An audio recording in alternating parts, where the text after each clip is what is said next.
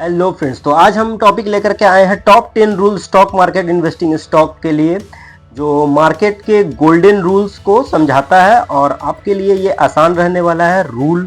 सबसे पहले मैं 1 से स्टार्ट करूंगा, लेकिन अगर आप स्मार्टली इन्वेस्ट करना सीख जाओ तो ये मार्केट आपका बेस्ट फ्रेंड बन सकती है। ये चीज़ को ध्यान रखना आज जो टॉपिक लेकर के आया हूँ। तो चलिए आज की वीडियो में हम लोग जानेंगे स्टॉक मार्केट इन्वेस्टिंग के टॉप 10 रूल्स जो हर बिगनर को फॉलो करने चाहिए।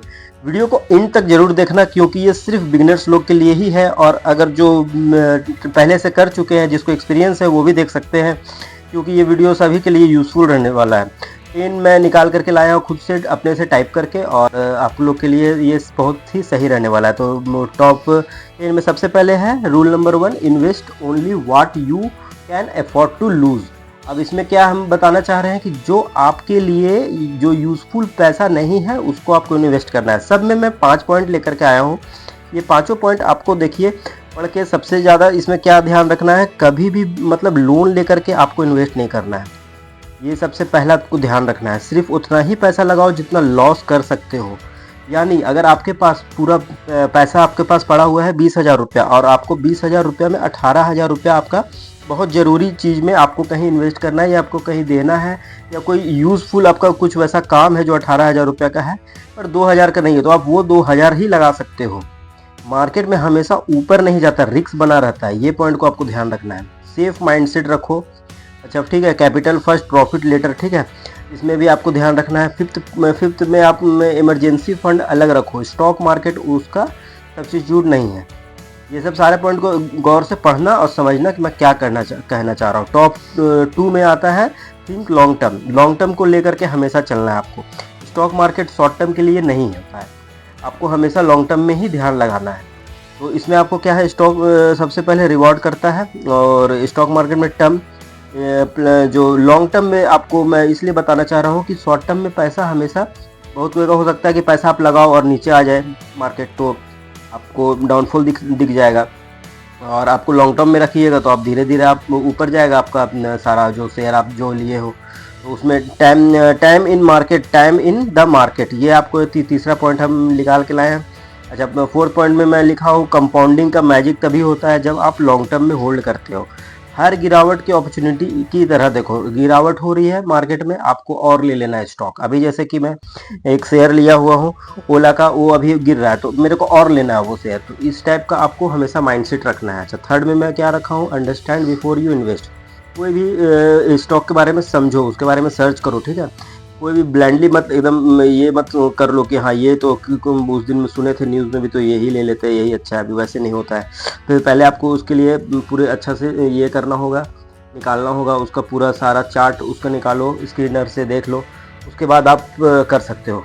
उसके बाद है 2nd में बिजनेस मॉडल, रेवेन्यू, प्रॉफिट और कंपटीशन चेक करो। फाइनेंस स्टेटमेंट और मैनेजमेंट पर रिसर्च करो उसका कि क्या है, सभी कितना लॉस में है नहीं है, वो सब आप देख सकते हो।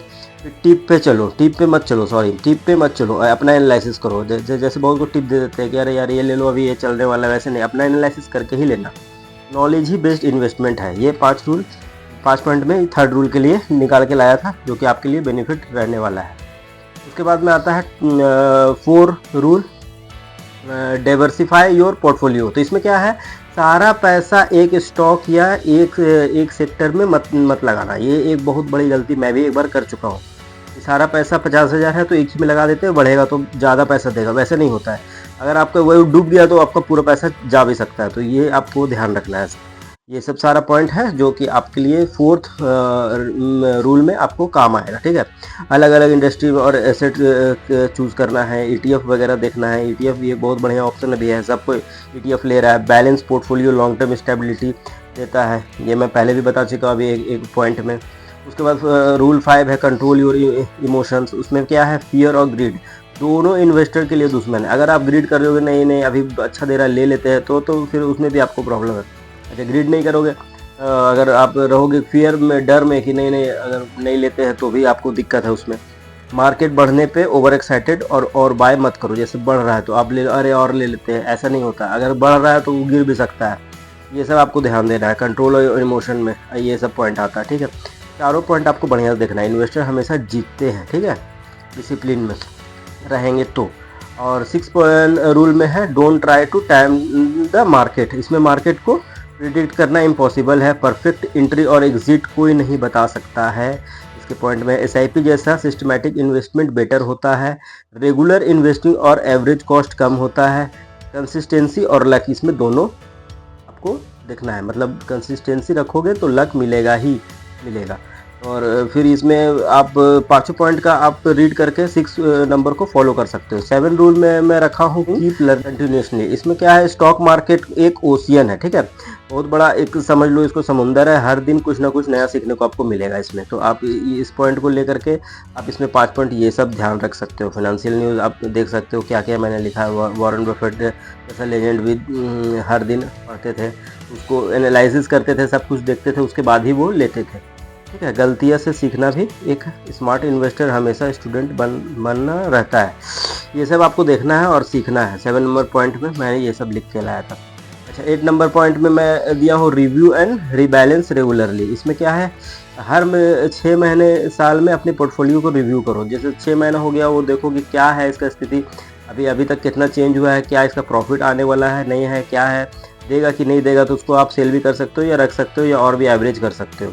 सेकंड नंबर पॉइंट है फिर वही स्टॉक को आइडेंटिफाई करो, पोर्टफोलियो को रिबैलेंस करो, जहाँ रिस्क ज़्यादा है वहाँ थोड़ा शिफ्ट करो। जैसे रिस्क आपको लग रहा है कि नहीं इसके बारे में भी कुछ बढ़िया नहीं चल रहा है, तो आप वो स्टॉक का पैसा बेच करके दूसरे में लगा सकते हो। मार्केट कंडीशन बढ़ते रहता है, आपको कभी आपदा करना चाहिए, ठीक है, आपको भी आपदा करना चाहिए। इसमें मैं कहना चाह रहा हूँ कि जैसे मार्केट आपको कंडीशनली बढ़ते रहता है कभी कभी, तो इसमें आपको ये नहीं देखना है कि हमेशा बढ़ रहा है तो आपको कोई और स्टॉक भी ले लेते हैं सब बढ़ेगा, वैसे नहीं होता है। रिव्यू से कंट्रोल आपके हाथ में रहता है, ठीक है। रिव्यू करते रहोगे तो आपको ध्यान रहेगा कि कौन सा बेटर है कौन सा नहीं है। रूल नंबर 9 में फोकस और quality not quantity. 100 random stock लेने से बेटर है 5 क्वालिटी स्टॉक ले लो, ठीक है, ये बहुत बड़ा पॉइंट है, इसको आप ध्यान से देखना और समझना इसके बारे में मैं क्या कहना चाह रहा हूँ। आप पैसा है तो 100 रैंडम स्टॉक में लगा दिए, किसी में 2000 3000 है यार, तो जो बढ़िया स्टॉक है 5 ही क्वांटिटी ले लो, और उसके बाद आपको 5 क्वालिटी स्टॉक रखो लॉन्ग टर्म के लिए, आपको कहाँ से कहाँ पहुँचा देगा फंड को। स्ट्रॉन्ग फंडामेंटल वाली कंपनी चूज़ कर लो, ठीक है। थर्ड नंबर में डिविडेंड पेइंग है, ये सब है पॉइंट। स्टॉक ज़्यादा स्टेबल रहता है, less is more quality stock में। इसमें आप देख सकते हैं ट्रेंड के पीछे मत भागो, क्वालिटी के पीछे भागो, ये सब सारा पॉइंट आपको ध्यान रखना पड़ेगा। ये सब सारा मैं अपना एक्सपीरियंस से लिख करके लाया हूँ और भी कुछ रिसर्च करके भी लिखा हूँ। अच्छा, 10 नंबर पॉइंट में है have a clear and goal and exit plan. Her investment का एक क्लियर गोल रखो, शॉर्ट टर्म या लॉन्ग टर्म। एग्जिट प्लान पहले डिसाइड करो, प्रॉफिट टेकिंग और स्टॉप लॉस दोनों में इंक्लूड करो। अच्छा, 4 नंबर इमोशनल अटैचमेंट स्टॉक के साथ मत रखो। इमोशनल की नए रख लेते भी बहुत दिन से रखे हुए, ऐसा नहीं। अगर आपको देख रहा है कि अगर परफॉर्मेंस बढ़िया नहीं दे रहे तो आप बेच के निकल भी सकते हो। गोल बेस्ड इन्वेस्टमेंट डायरेक्शन क्लियर रहता है इसमें, ठीक है। फिर आपको ये सब आपको 10 पॉइंट में आपको 5 पॉइंट जो मैं निकाल के लाया हूँ, इस पर आप देखना, रिसर्च करना, उसके बाद आप बताना कि कौन सा कमेंट में आपको सबसे अच्छा रूल लगा है। और मैं इसी टाइप की वीडियो लेकर के आता हूँ जो फाइनेंस से रिलेटेड हो, जो थोड़ा सीखने में मदद करे, जो आपको इन्वेस्टमेंट में मदद करे और आपके पैसे को थोड़ा सा सेविंग में जगह मिले, क्योंकि बहुत लोग अभी सेविंग में ध्यान दे रहे हैं, नए लोग हैं। तो ये टॉप 10 स्टॉक मार्केट इन्वेस्टिंग और गोल्डन रूल्स मैं आपके लिए लेकर के आया था, इन्हें फॉलो करो तो मार्केट से प्रॉफिट कमाना मुश्किल नहीं रहेगा आपके लिए। अगर वीडियो हेल्पफुल लगा हो तो लाइक करना, शेयर करना और सब्सक्राइब जरूर करना। तो आपको ये सब टाइप का वीडियो मैं हमेशा लाऊंगा तो दिखते रहेगा। चलिए मिलते हैं नेक्स्ट वीडियो में, तब तक के लिए इन्वेस्टमेंट करते रहो और इन्वेस्ट स्मार्टली करोगे तो सेफ रहोगे।